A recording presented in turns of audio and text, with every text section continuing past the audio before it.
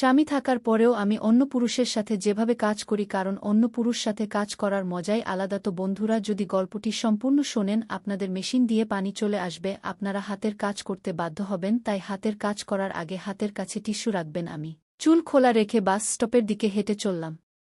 সকালের সময় ছিল, ভিড় তার চরমে পৌঁছেছিল। বাস এল এবং আমি উঠে গেলাম। আমি ইচ্ছে করে মাঝখানে দাঁড়ালাম, সেখানে যেখানে মানুষ একে অপরের সাথে সবচেয়ে বেশি ধাক্কা খায়। আমার চারপাশে মানুষ ছিল, কেউ অফিসে যাচ্ছিল, কেউ বাজারে। বাস চলতে শুরু করল এবং ভিড়ে ধাক্কাধাক্কি শুরু হয়ে গেল। ঠিক তখনই একটি ছেলে আমার পাশে দাঁড়াল। সে সম্ভবত কলেজের ছাত্র ছিল, লম্বা, পাতলা এবং তার শার্ট থেকে হালকা পারফিউমের গন্ধ আসছিল। বাসটি একটি তীব্র বাঁক নীল এবং সে আমার পিছনে আটকে গেল এবং সে ধীরে ধীরে বলল, হ্যালো বন্ধুরা, আমার নাম রেশমা। বয়স ঠিকঠাক বলবো না, কিন্তু এতটুকু বলতে পারি যে আমি এখন সেই মোডে আছি যেখানে যৌবন তার পূর্ণ রঙে থাকে। লোকেরা আমার সম্পর্কে কী ভাবে তা আমি জানি না, তবে হ্যাঁ, যখন আমি বাজারে শাড়ি পরে বের হই তখন অনেক চোখ আমার দিকে আটকে যায়। আমার চোখ বড়, কালো এবং তাদের মধ্যে একটি চমক আছে যা সম্ভবত মানুষকে আমার দিকে আকর্ষণ করে। আমার রং একদম ফর্সা, এমন যে যখন আমি লাল বা সবুজ শাড়ি পরি তখন আমার শরীর তাতে আরও বেশি ফুটে ওঠে। আমার শরীর সম্পর্কে একটু বলতে হয়, আমার কোমর পাতলা কিন্তু নিতম্ব চওড়া এবং ভরা। আমার বুক এমন যে শাড়ির পল্লু তা ঢাকতে একটু ব্যর্থ হয়। আমার চুল লম্বা, ঘন এবং কালো, আমি তা খোলা রাখি।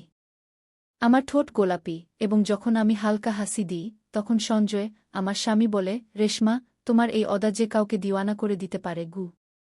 আমার বিয়ের 7 বছর হয়ে গেছে। সঞ্জয় একজন ভালো মানুষ, তার চাকরি ভালো, বাড়িতে কোনো অভাব নেই এবং সে আমাকে এত ভালোবাসে যে কখনো কখনো মনে হয় এর বেশি আর কি চাই। রাতগুলোও ঠিক তেমনি হয় যেমন একজন নারী তার স্বামী থেকে চায়, গরম, ভালোবাসায় ভরা এবং সম্পূর্ণ। কিন্তু একদিন যখন আমি আমার মায়ের বাড়ি থেকে ফিরছিলাম, মায়ের অসুস্থতার কারণে আমি 2 দিন সেখানে থাকলাম। সঞ্জয় বলেছিল, রেশমা, তাড়াতাড়ি আসো, বাড়ি খালি লাগে তোমার ছাড়া। আমি হেসে বললাম, এ তো 2 দিনের ব্যাপার। কিন্তু সেদিন যখন আমি ফিরে আসছিলাম তখন এমন কিছু ঘটল যা আমার মাথায় গেঁথে গেল। আমি বাস ধরলাম, দুপুরের সময় ছিল এবং বাসে এত ভিড় যে পা রাখার জায়গা ছিল না।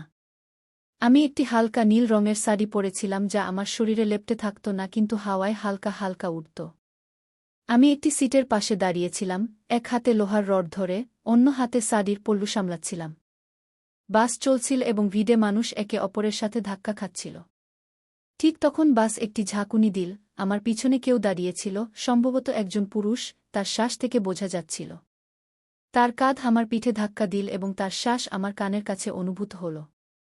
সেই মুহূর্ত কয়েক সেকেন্ডের ছিল, কিন্তু আমার জন্য যেন সময় স্থির হয়ে গিয়েছিল। তার উষ্ণতা আমার পিঠ দিয়ে আমার সমস্ত শরীরে ছড়িয়ে পড়ল, আমার হাত ঠান্ডা হয়ে গেল এবং শ্বাস যেন থেমে গেল। আমি ফিরে তাকাইনি, সম্ভবত ভয় ছিল, সম্ভবত লজ্জা। কিন্তু সেই অনুভূতি আমার ভিতরে কোথাও গভীরে নেমে গেল। বাস আবার চলতে শুরু করল এবং সেই ব্যক্তি আমার পিছনে দাঁড়িয়ে রইল। তার উপস্থিতি আমি অনুভব করছিলাম, যদিও সে আবার আমাকে স্পর্শ করেনি। আমি নিজেকে বললাম, রেশমা, এ কি হচ্ছে? কিন্তু আমার হৃদয় অন্য কথা বলছিল। তার শ্বাসের উষ্ণতা, তার কাঁধের হালকা চাপ, এইসব আমার মাথায় বারবার ঘুরছিল। যখন আমার স্কপেল, আমি নেমে গেলাম। বাসের জানালা থেকে আমি তার দিকে তাকানোর চেষ্টা করলাম, কিন্তু ভিড়ে সে কোথায় হারিয়ে গিয়েছিল। আমি বাড়ির দিকে হেঁটে চললাম, কিন্তু আমার মন সেই মুহূর্তে আটকে গিয়েছিল। যখন আমি বাড়ি পৌঁছলাম, সঞ্জয় দরজা খুল, সে আমাকে জড়িয়ে ধরে জিজ্ঞাসা করল, যাত্রা কেমন ছিল? আমি হালকা হেসে বললাম, ঠিক ছিল। তার বাহুতে সেই উষ্ণতা ছিল, সেই ভালোবাসা যা সবসময় আমাকে শান্তি দেয়া। আমরা একসাথে খাবার খেলাম, সঞ্জয় মায়ের স্বাস্থ্য সম্পর্কে জিজ্ঞাসা করল, আমি উত্তর দিলাম, কিন্তু আমার মাথা কোথাও অন্যত্র ছিল।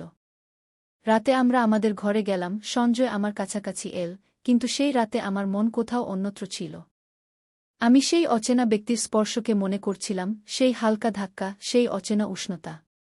কেন এটি আমার এত ভাল লেগেছিল? সঞ্জয়ের ভালোবাসা তো সম্পূর্ণ ছিল, তবুও সেই ভিড়ের মুহূর্তটি আমার মাথা থেকে বের হচ্ছিল না। সঞ্জয় ঘুমিয়ে পড়ল, কিন্তু আমি জেগে রইলাম।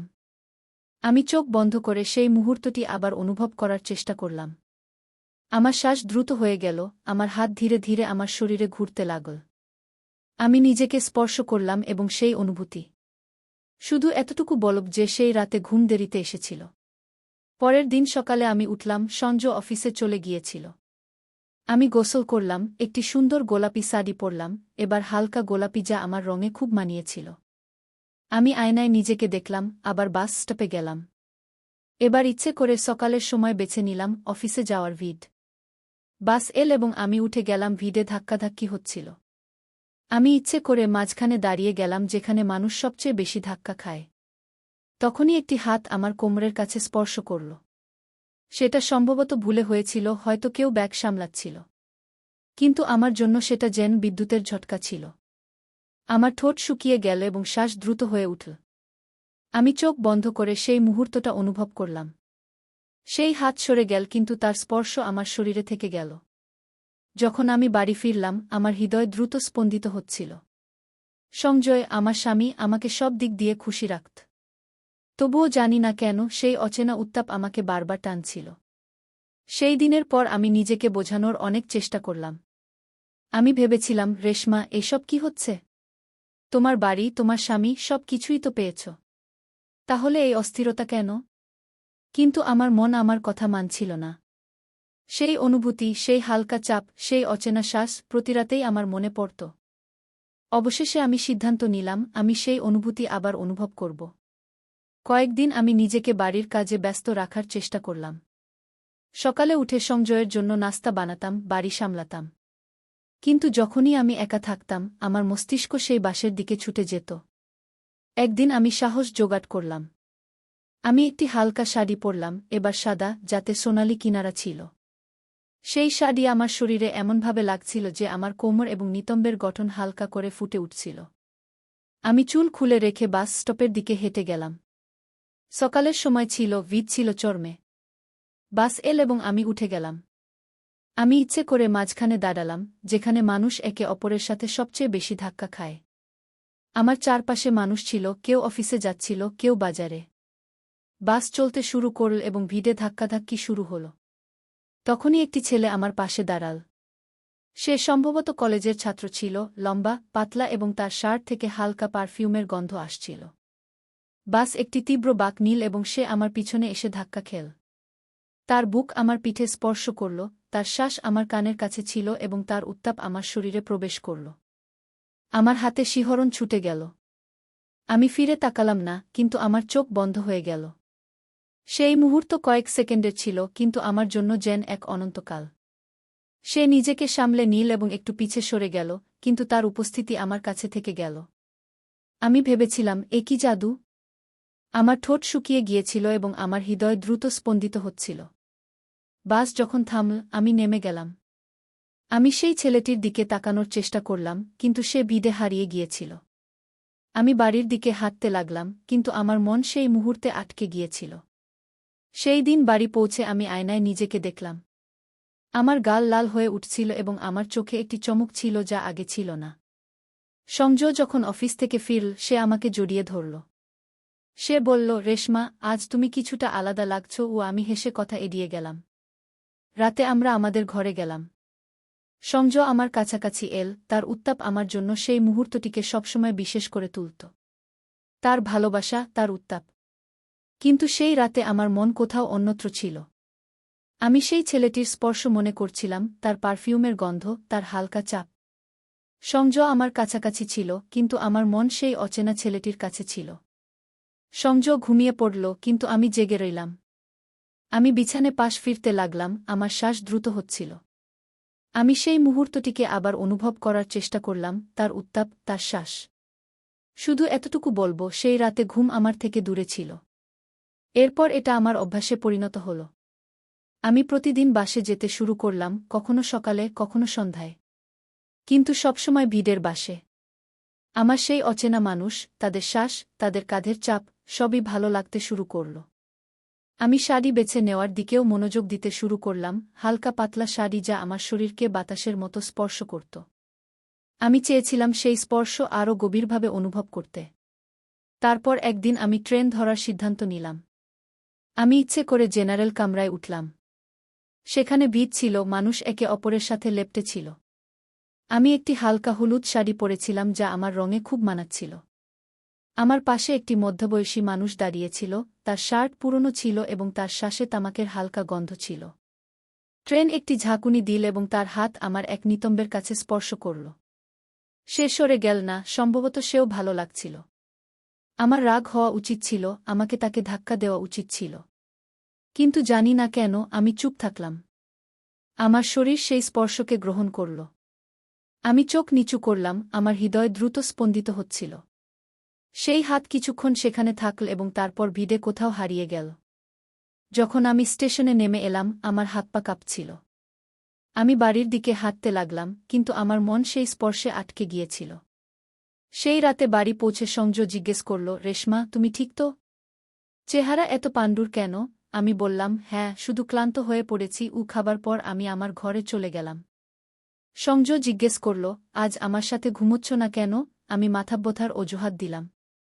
আমি আমার ঘরে গিয়ে দরজা বন্ধ করে দিলাম। অন্ধকারে বিছানায় শুয়ে পড়লাম। শুধু এতটুকু বলবো, সেই রাতে ঘুম আসতে দেরি হয়েছিল। পরের কয়েকদিন আমি একইভাবে ভিড়ে যেতে থাকলাম, কখনো বাসে, কখনো ট্রেনে। প্রতিবার একটি নতুন অনুভূতি, একটি নতুন স্পর্শ। এখন আমার আর ভয় হচ্ছিল না। আমি চাইতাম কেউ আমাকে স্পর্শ করুক, অনিচ্ছাকৃতভাবে বা ইচ্ছাকৃতভাবে। সেই উষ্ণতা, সেই চাপ আমার ভাল লাগতে শুরু করেছিল। কিন্তু সংজয় কিছুটা বুঝতে শুরু করেছিল। এক সন্ধ্যায় সে অফিস থেকে তাড়াতাড়ি ফিরে এল। আমি তখন বাড়িতে ছিলাম না, ভিডের বাসে ছিলাম। যখন ফিরলাম সে বলল, রেশমা, তুমি আজকাল খুব বাইরে থাকছ, কি ব্যাপার? আগে তো তুমি বাড়ি থেকে কমই বের হতে। কি? তার কণ্ঠে সন্দেহ ছিল, কিন্তু সে রাগে ছিল না। আমি ঘাবড়ে গেলাম, কিছুক্ষণ চুপ করে থাকলাম, তারপর বললাম, এমনি ইচ্ছা করে, একটু ঘুরে বেড়াতে ভালো লাগে। সে আমার চোখের দিকে তাকাল এবং রাতে একা ঘুমানো নিয়ে বলল, আমি কি তোমাকে বিরক্ত করছি? তার প্রশ্ন আমার হৃদয়ে বিঁধে গেল। আমি বললাম, না সংজয়, তা নয়, শুধু ঘুম আসে না। সে চুপ রইল, কিন্তু তার চোখে এমন কিছু ছিল যা আমাকে ভয় পাইয়ে দিল। সেই রাতে আমি আবার আমার ঘরে গেলাম। সংজয় কিছু বলল না, কিন্তু আমার মনে হচ্ছিল সে এখন নজর রাখবে। আমি ভাবলাম, রেশমা, তোমার থামা উচিত। কিন্তু আমার মন প্রস্তুত ছিল না। সেই নেশা আমার ভেতর এত গভীরে প্রবেশ করেছিল যে আমি তা ছাড়তে পারছিলাম না। পরের দিন আমি আবার বেরিয়ে পড়লাম। এবার আমি একটি লাল শাড়ি পরেছিলাম, পাতলা ও চকচকে। আমি বাসে উঠলাম, ভিড়ে একটি যুবক আমার পাশে দাঁড়িয়েছিল। তার শার্টের হাতা আমার হাতাকে স্পর্শ করছিল। বাস থামল এবং তার হাত আমার কোমরে হালকা করে লেগে গেল। সে ক্ষমা চাইতে লাগল, কিন্তু আমি তাকে থামিয়ে দিলাম। কোনো সমস্যা নেই, আমি হালকাভাবে বললাম। আমার ঠোঁটে একটি হাসি ছিল এবং আমার হৃদয়ে একটি ঝড়। যখন বাড়ি ফিরলাম, সংজয় আগে থেকেই বাড়িতে ছিল। সে বলল, রেশমা, তোমার মুখ আজ আবার লাল কেন? তুমি ঠিক আছ তো? আমি হেসে বললাম, হ্যাঁ, শুধু গরম ছিল বাইরে, কিন্তু আমার মনে হচ্ছিল সে আমার কথায় বিশ্বাস করছে না। সংজয়ের সন্দেহ এখন স্পষ্ট হয়ে উঠছিল।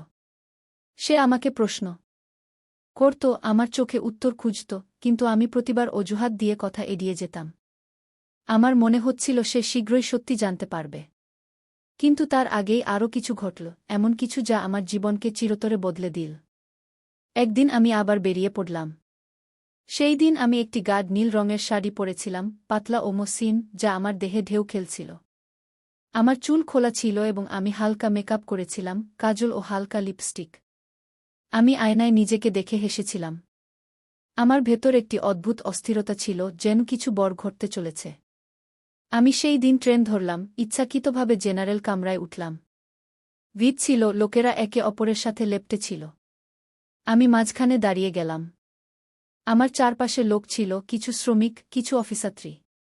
ট্রেন চলতে শুরু করল এবং ধাক্কাধাক্কি শুরু হল। তখনই আমার পাশে একটি লোক দাঁড়াল। সে সম্ভবত ৩-০-৩-২ বছরের ছিল, মজবুত গড়নের, সাদা শার্ট পরা।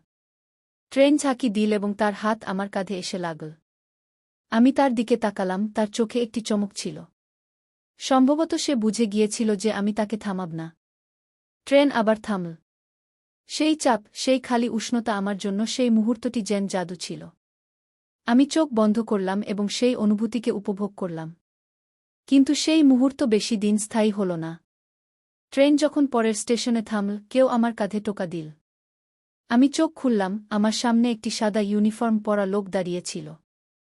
সে বলল, ম্যাডাম, আমার সাথে নেমে আসুন। আমার হাত পা ঠান্ডা হয়ে গেল।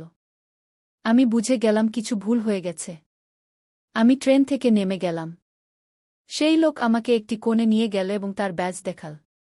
সে পুলিশ ছিল। সে বলল, ম্যাডাম, আপনি প্রতিদিন এখানে সেখানে বিডে কেন ঘুরছেন?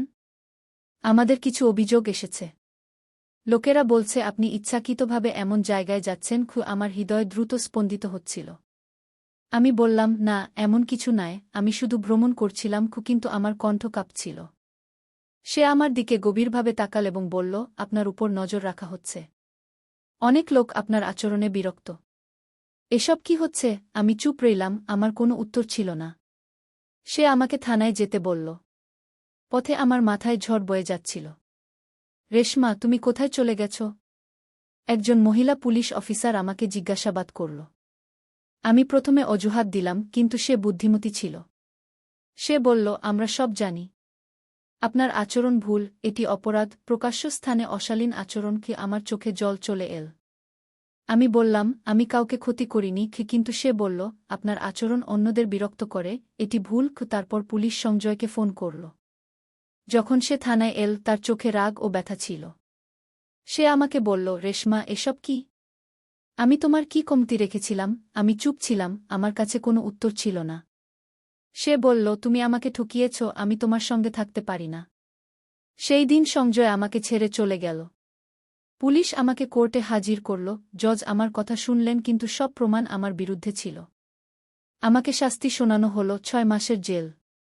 জেলে আমার জীবন বদলে গেল। সেখানে ছিল একাকিত্ব, ঠান্ডা দেয়াল এবং সেই নিস্তব্ধতা যা আমাকে প্রতিটি মুহূর্তে আমার ভুল মনে করিয়ে দিত। প্রথম রাতে আমি কেঁদেছিলাম, ভেবেছিলাম, রেশমা, তুমি কি করেছ?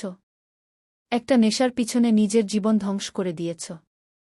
জেলে আমাকে কঠোর পরিশ্রম করতে হতো। সারাদিন কাজ আর রাতে একা বিছানায় শুয়ে ভাবনা। আমি সংজয়কে মনে করতাম, তার বাহুর উষ্ণতা, তার ভালোবাসা, সবকিছু যা আমার ছিল আর আমি হারিয়ে ফেলেছি। আমি সেই অচেনা স্পর্শগুলোকেও মনে করতাম, কিন্তু এখন সেগুলো আমার ভালো লাগত না। সেটা একটা ভুল ছিল, একটা নেশা যা আমাকে এখানে নিয়ে এসেছে। যখন আমার শাস্তি শেষ হল, আমি বেরিয়ে এলাম। আমার কাছে এখন কিছুই নেই, না ঘর, না সংজয়, না সেই পুরনো রেশমা। আমি একা। আজ আমি এই গল্প বলছি যাতে তোমরা বুঝতে পার, প্রতিটি নেশা খারাপ নয়, কিন্তু যা তোমাকে তোমার সীমা ছাড়িয়ে নিয়ে যায়, তা বিপজ্জনক। আমি একটা অচেনা অনুভূতির পিছনে সবকিছু হারিয়েছি। এটা কোনো অপরাধ ছিল না যে আমি কাউকে আঘাত করেছি, কিন্তু এটা অপরাধ ছিল যে আমি নিজেকে, আমার সম্পর্কগুলো এবং আমার জীবন ধ্বংস করে দিয়েছি। তুমি যদি আমার জায়গায় হতে, কি করতে? হয়তো থেমে যেতে। আমি থামিনি, আর আজ তার ফল ভুগছি। আমার শিক্ষা এটাই, তোমার মনকে নিয়ন্ত্রণে রাখো। একটা ভুল পদক্ষেপ তোমাকে এমন জায়গায় নিয়ে যেতে পারে যেখান থেকে ফেরা কঠিন। আমি এখন একটা নতুন শুরু করতে চাই, কিন্তু এই দাগ আমার সঙ্গে সবসময় থাকবে। তো বন্ধুরা, এই গল্প থেকে আমরা এই শিক্ষা পাই, অপরাধ যত ছোটই হোক না কেন, তা অপরাধী থাকে এবং তার শাস্তিও মিলবেই। রেশমা ভেবেছিল সে কাউকে আঘাত করেনি, কিন্তু যা সে করছিল তা একটা অপরাধ ছিল। রেশমা অনেকবার ভেবেও ছিল যে এসব ভুল, কিন্তু সে তা উপেক্ষা করেছিল এবং নিজের জীবন ধ্বংস করে দিয়েছিল। তো বন্ধুরা, এই শিক্ষামূলক গল্পটি তোমাদের কেমন লাগলো? কমেন্ট করে জানাও। আর এমন গল্পের জন্য আমাদের চ্যানেলটি সাবস্ক্রাইব করতে ভুলো না। ধন্যবাদ।